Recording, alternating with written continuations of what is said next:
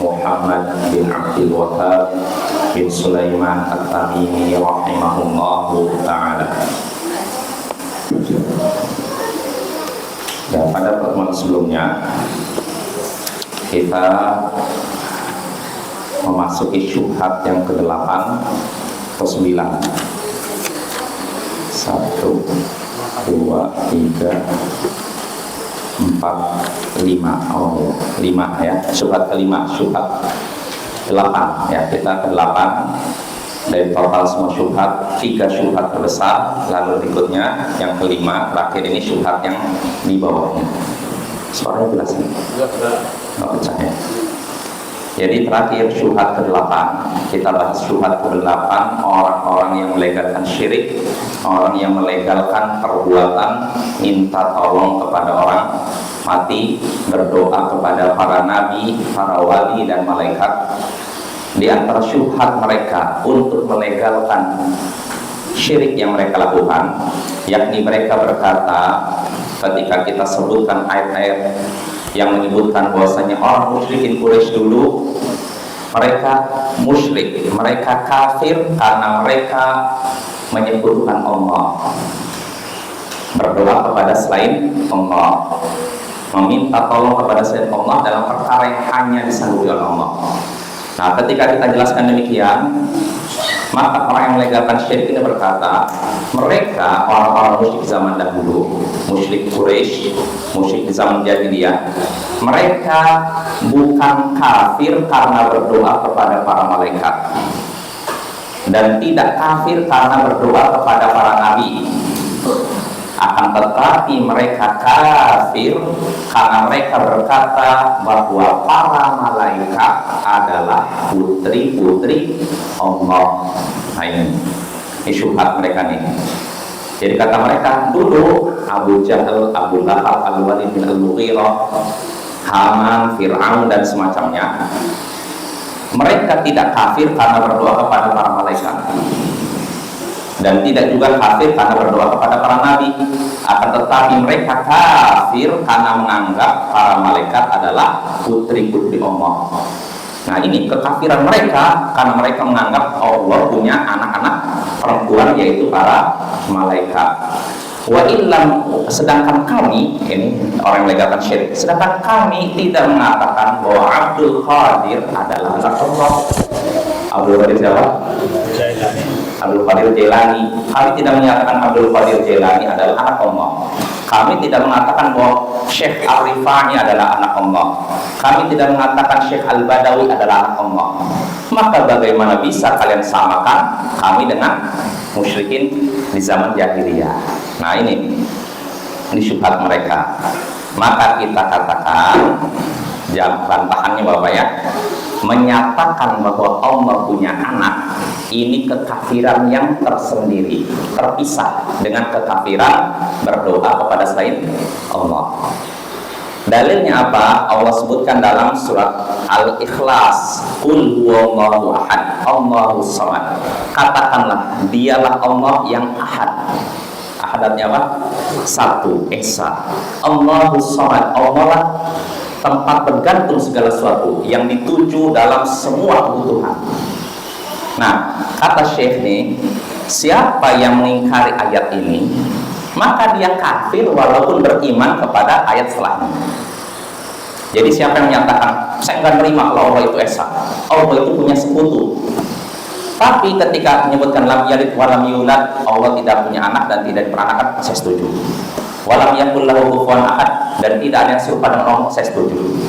Tapi saya nggak terima ayat pertama. Kafir tidak? Kafir. Ya. Begitu juga kalau ada orang menyatakan Allah esa, Allah yang tempat segala sesuatu dituju, tempat bergantung segala sesuatu, tapi Allah punya anak. Kafir tidak? Kafir ya. Jadi satu ayat ditolak, yang lainnya diterima, tetap kafir. Atau ayat pertama diterima, ayat kedua ditolak, kafir juga.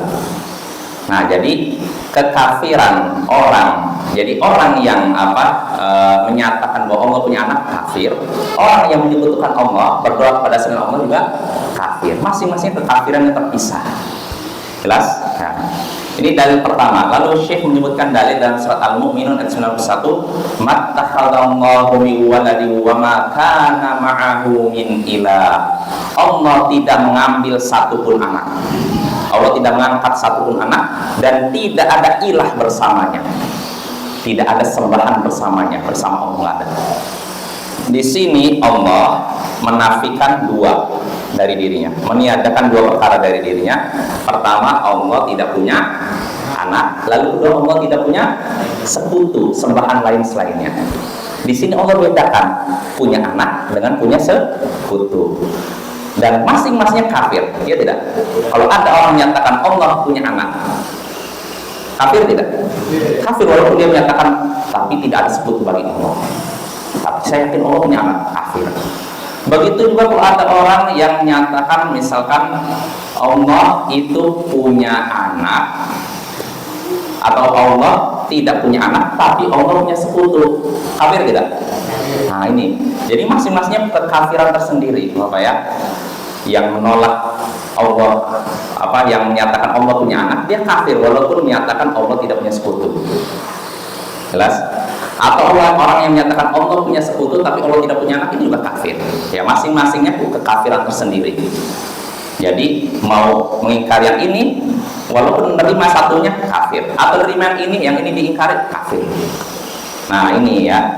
Lalu Syekh menyebutkan dalil berikutnya, yaitu surat Al-An'am. Di sini Syekh menyebutkan wa ja'alu lillahi syuraka al-jin, firman Allah Ta'ala, wa ja'alu lillahi syuraka al-jinna wa khalaqahum wa kharaqu lahu banina wa banatin bighairi ilm. Mereka menjadikan bagi Allah sekutu-sekutu dari kalangan jin, padahal Allah telah menciptakan mereka. Menciptakan mereka itu menciptakan siapa? Jin itu. Jadi orang-orang musyrik zaman dahulu menjadikan jin-jin sebagai sekutu bagi Allah, padahal jin itu diciptakan oleh Allah. Lalu Allah katakan, dan mereka membuat perkataan dusta bahwasanya Allah punya anak laki-laki dan anak perempuan tanpa ilmu. Nah, di sini Allah membedakan membuat sekutu dan menyatakan Allah punya anak. Jadi kalau ada yang nerima ini, nolak ini, kafir. Atau nerima ini, nolak ini, kafir. Jelas ya? Nggak bisa dibeda-bedakan. Oh, saya nerima yang ini tolak. Nah, kedua-duanya. Kalau kamu menyatakan Allah punya sekutu, kamu menyatakan Allah tidak punya anak, kamu kafir. Begitu juga sebaliknya. Nah ini, jadi masing-masingnya kekafiran yang terpisah, ya. Lalu kata Syekh juga sini, dalil berikutnya yang untuk membantah mereka. Kata Syekh, orang-orang yang kafir. Nah, orang-orang yang kafir karena berdoa kepada Lata, padahal dia orang soleh, mereka tidak menjadikan Lata sebagai anak Allah. Betul tidak? Musyrikin Quraisy kan mereka beribadah pada Lata kan?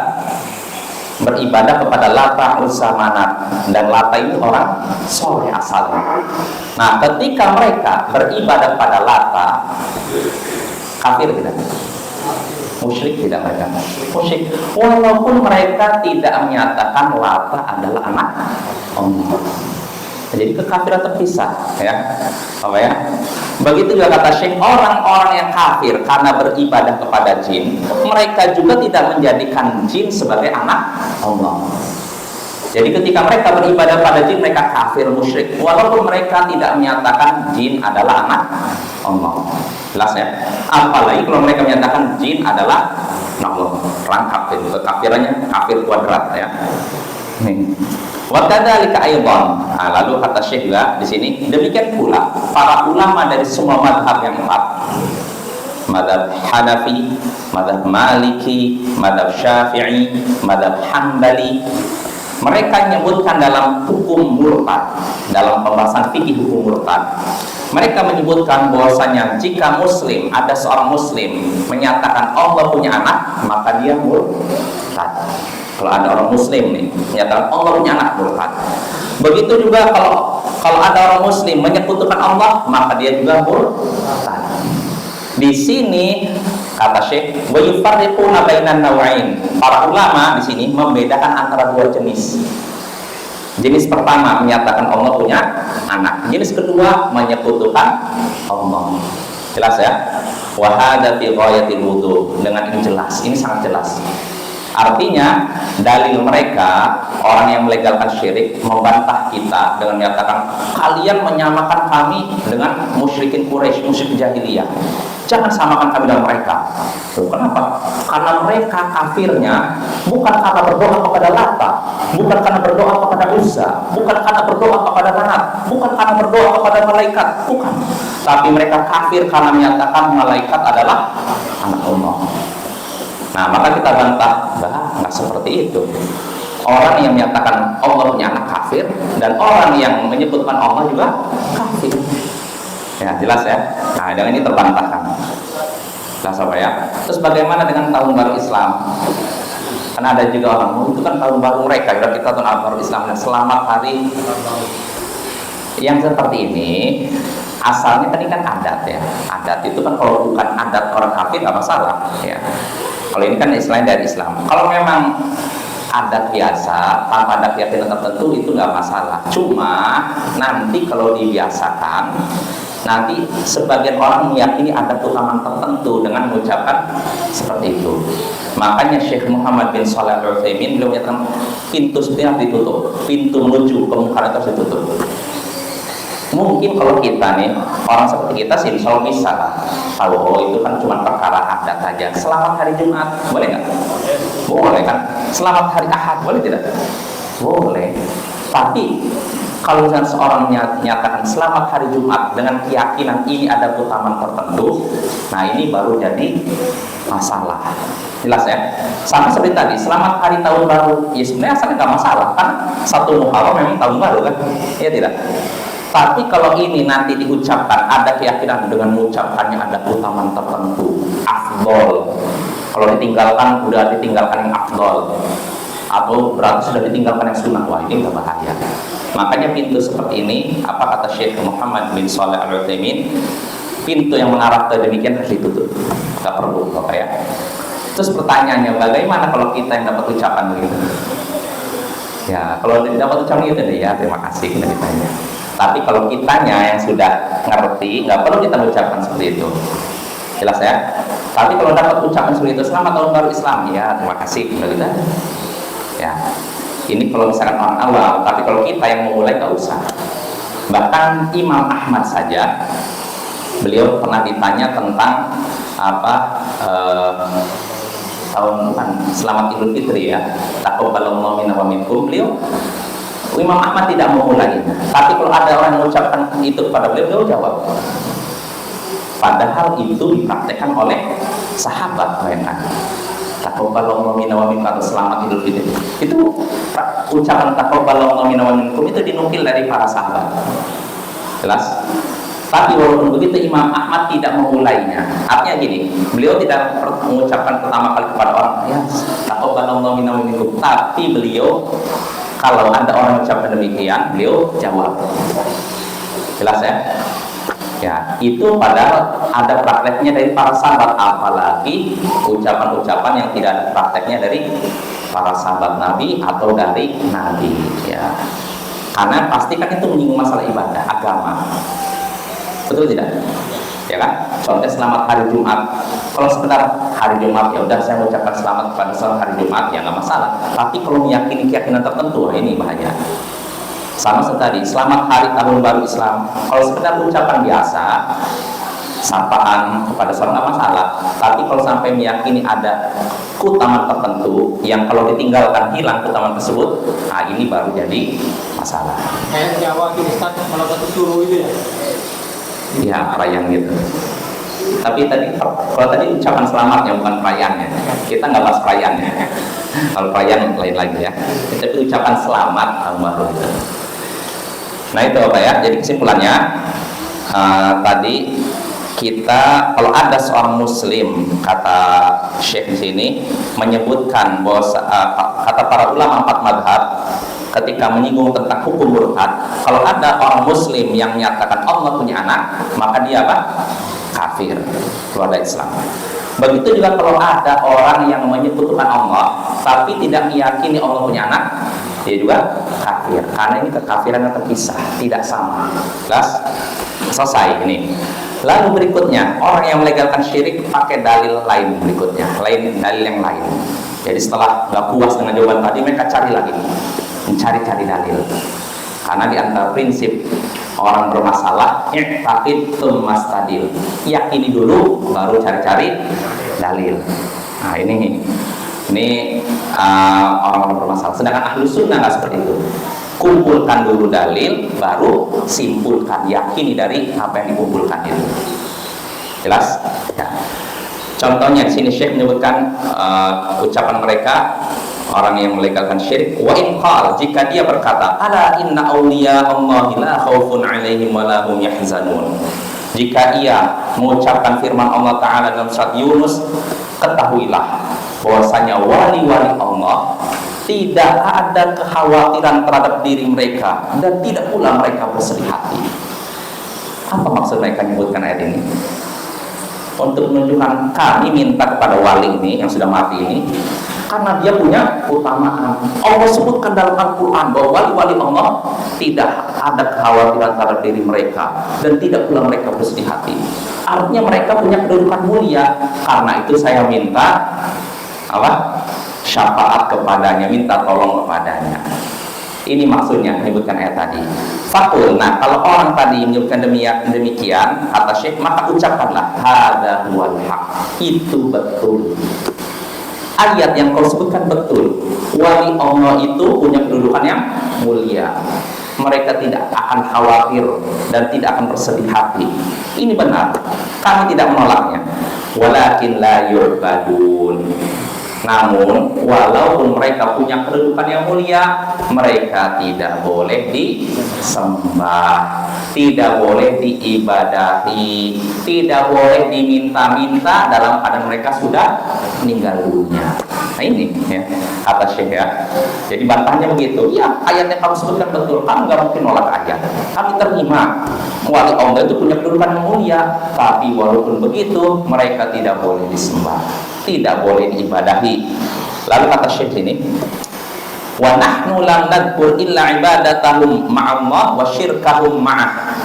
Kami tidak menyebutkan kecuali tentang peribadatan kepada mereka di samping beribadat kepada Allah dan menyekutukan Allah bersama mereka. Artinya gini, kami tidak menolak kemuliaan para wali, kami tidak menolak kehormatan para wali. Yang kami tolak yaitu peribadatan kepada para wali dan menyekutukan Allah dengan mereka. Ini yang kami ingkari. Wa illa, kalau tidak demikian, fal wajib 'alaika hubbuhum. Maka yang wajib sebenarnya, kata Syekh, adalah mencintai mereka. Mencintai siapa? Para wali. Wa wattiba'uhum, dan mengikuti mereka. Karena mereka mengikuti kebenaran mereka ya, kesalahan mereka, wal iqraru bi karomatihim, dan mengakui karomah mereka. Nah, jadi sekali lagi, ketika mereka melegalkan syirik, beribadah kepada para wali, doa kepada wali, minta tolong kepada wali yang sudah mati, mereka menggunakan ayat tadi, wali Allah adalah orang yang mulia. Maka kita katakan, kami terima itu, nggak nolak. Wali Allah orang mulia. Ini kalau benar-benar wali Allah ya, bukan wali syaitan ya.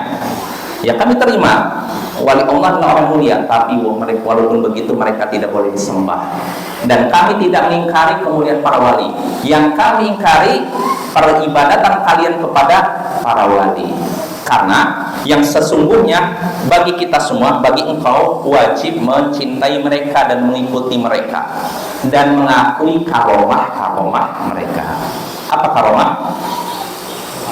Nah, udah jadi bahasa Indonesia keramat ya.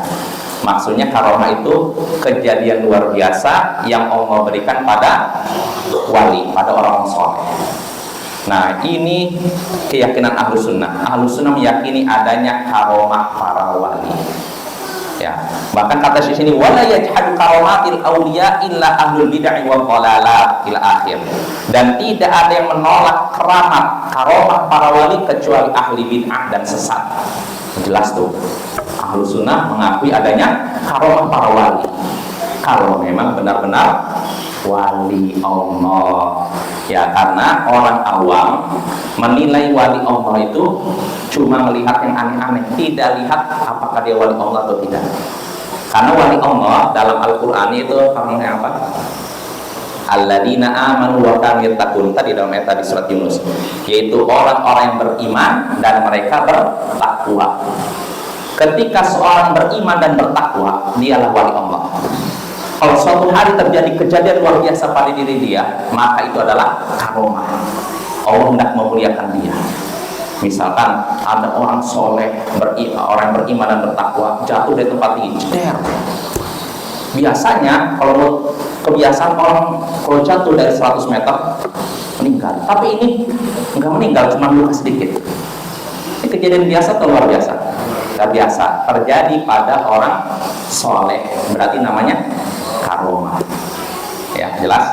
Itu karomah. Tapi kalau kejadian luar biasa tidak terjadinya bukan pada orang soleh, melainkan pada orang fasik, orang toleh, itu bukan karomah.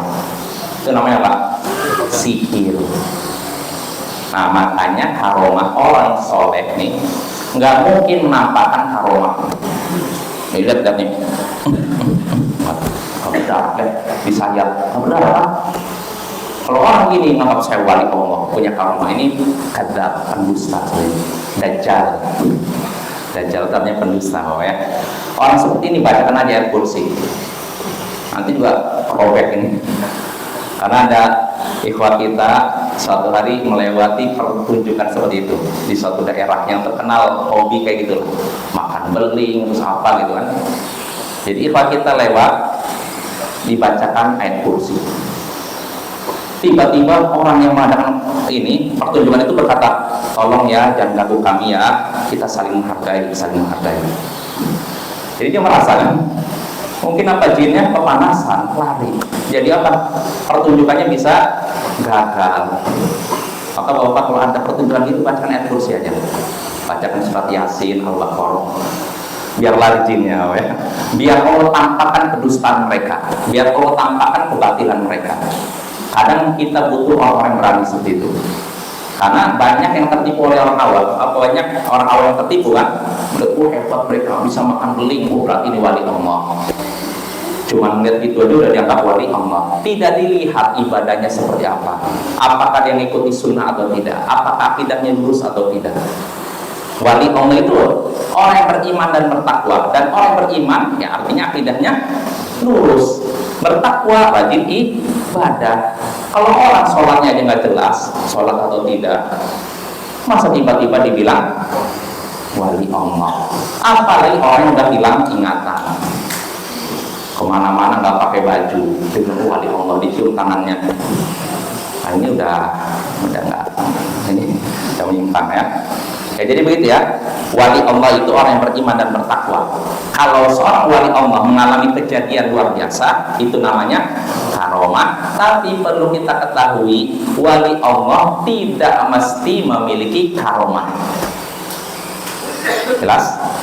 Wali Allah itu kan orang yang beriman dan bertakwa. Kalau suatu hari mengalami kejadian luar biasa, namanya karomah. Tapi yang namanya wali Allah tidak mesti memiliki karomah. Bisa jadi orang beriman dan bertakwa tidak memiliki karomah. Contohnya siapa? Sebagian sahabat Nabi ada yang tidak memiliki karomah. Contohnya Umar bin Khattab. Kadang Allah berikan karomah, kadang tidak. Umar bin Khattab meninggalnya karena apa? Tusukan. Sampai 5 tusukan lebih. Dan dengan pisau yang tajam. Meninggal kan? Ya tidak. Akhirnya setelah itu kan. Maka kalau ada orang yang tahu ini saya hebatnya. Ini kan baru kan, lalu menganggap itu wali Allah, maka pertanyaan berarti kalau patokannya itu wali Allah berarti Umar wali syaitan dong. Karena tertusuk berdarah kan. Nah ini makanya jadi patokan. Jangan jadi patokan seorang wali Allah tidak karena bisa terbang di udara, jalan di atas air, enggak. Yang jadi patokan dia ini akidahnya lurus atau tidak, ibadahnya benar atau tidak, beriman dan bertakwa tidak. Kalau beriman dan bertakwa maka dia wali Allah walaupun tidak bisa terbang di udara, walaupun tidak bisa jalan di atas air, walaupun dia bisa terluka gara-gara ditusuk benda tajam. Jelas ya? Itu wali Allah. Ya, jadi kesimpulannya Ahlus Sunnah meyakini adanya karomah wali Allah, karomah wali Allah, dan tidak mengingkarinya. Karena yang mengingkarinya hanyalah ahli bid'ah dan sesat. Dari kalangan siapa yang menolak wali Allah? Menolak karomah? Orang Mu'tazilah. Mu'tazilah kan ini orang yang mengagungkan akal. Jadi menurut mereka apa yang tidak masuk akal ditolak, termasuk karomah wali. Mereka nolak seperti itu. Jangankan itu, sihir pun mereka tolak. Nggak ada itu sihir. Kesurupan jin, itu nggak ada fenomena kesurupan jin. Itu cuma orang mungkin kena apa istilahnya kalau dalam ilmu psikologi itu apa histeris atau apa sehingga mengucapkan kata-kata yang lantur. Nggak ada itu jin masuk ke tubuh manusia.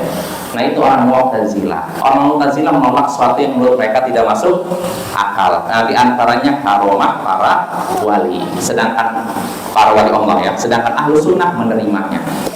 Dan Ahlus Sunnah pertengahan di antara orang yang menolak karomah para wali dengan orang yang menetapkan karomah para wali tapi berlebihan. Berlebihannya kenapa? Didapatkan dari cerita simpang siur, katanya tanpa jelas sumbernya di mana. Kalau Ahlus Sunnah jelas sumbernya.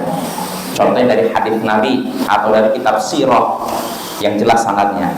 Nah, sedangkan sebagian orang berlebihan dalam masalah karomah para wali sehingga bikin cerita-cerita khurafat. Ini terjadi pada siapa? Kaum sufi. Kaum sufi menetapkan karomah para wali tapi ekstrim berlebihan.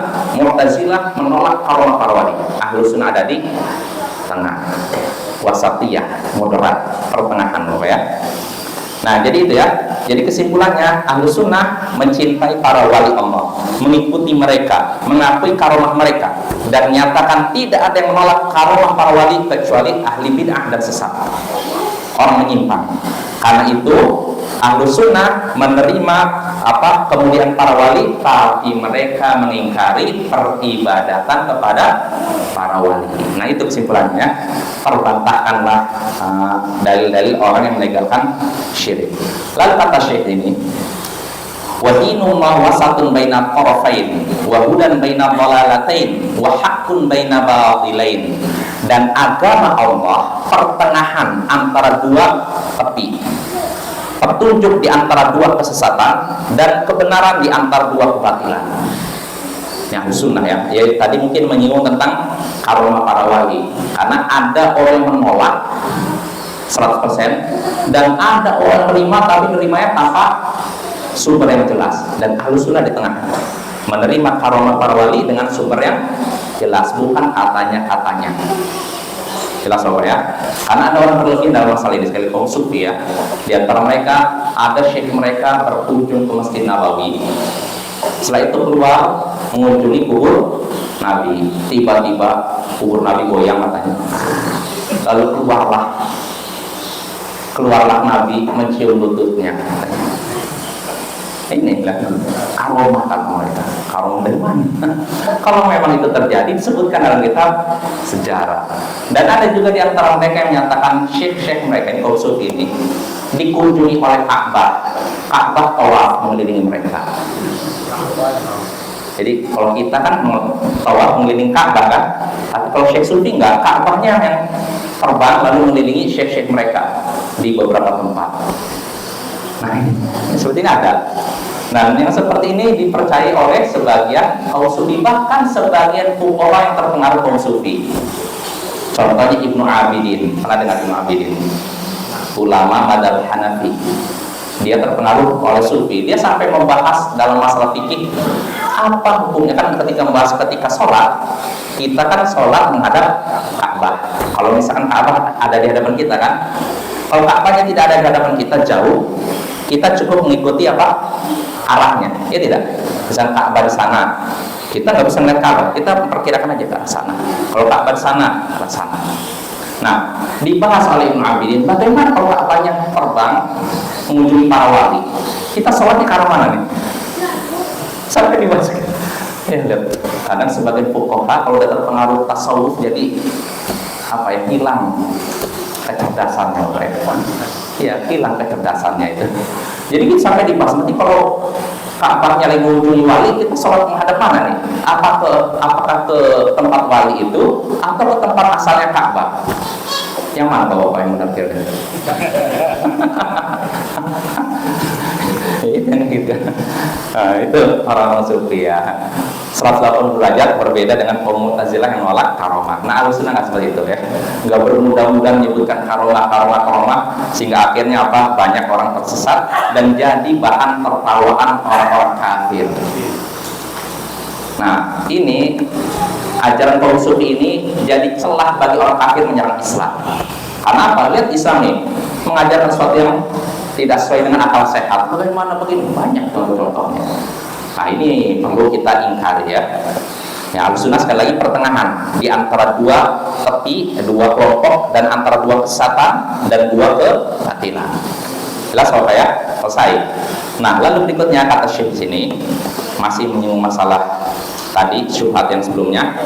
Fa idza arafta anna hadzal ladzi yusammihi al-musyrikuuna fi zamanina al-i'tiqad wa syirk alladzi unzila fihi al-Qur'an wa qatala Rasulullah sallallahu alaihi wasallam an-nas alaihi fa'lam anna syirkal awwalin akhaffu min syirki ahli waqtina bi amrayn.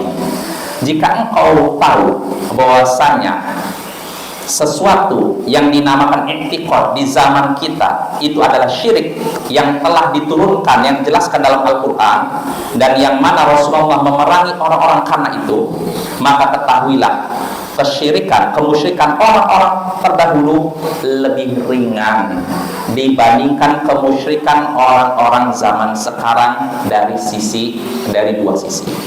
Artinya gini, di sini Syekh menyebutkan kalau engkau tahu bahwasanya sesuatu yang dinamakan i'tiqad oleh orang-orang musyrik di zaman kita itu adalah syirik. I'tiqad ini mungkin istilahnya apa? Kepercayaan tertentu lah maksudnya. Atau kata Syekh Abdurrahman bin Nasir Al-Barrah yang sering tawassul. Nah, ini kadang orang-orang melakukan syirik dengan nama tawassul. Kenapa kamu mengingkari kami? Kami tawassul. Tawassul diperbolehkan dalam Islam. Nah, ini perlu kita luruskan Bapak. Tawasul memang dibolehkan dalam Islam, tapi tawasul berbeda dengan syirik. Mereka menyebut istighotsah kepada selain Allah sama dengan tawasul. Ya, intinya tawasul dengan istighotsah beda. Tawasul artinya meminta kepada Allah lewat perantara, dan itu hanya 3 yang diperbolehkan. Dengan nama dan sifat Allah, dengan menyebutkan amal soleh yang pernah kita lakukan, dan dengan doa orang soleh yang masih hidup. Nah, ini yang tidak dilakukan oleh orang-orang yang melakukan syirik zaman sekarang. Ya, insya Allah ini akan kita bahas pada pertemuan berikutnya. Subhanakallahumma wa bihamdika asyhadu an la ilaha illa anta astaghfiruka wa atubu ilaik. Assalamualaikum warahmatullahi wabarakatuh.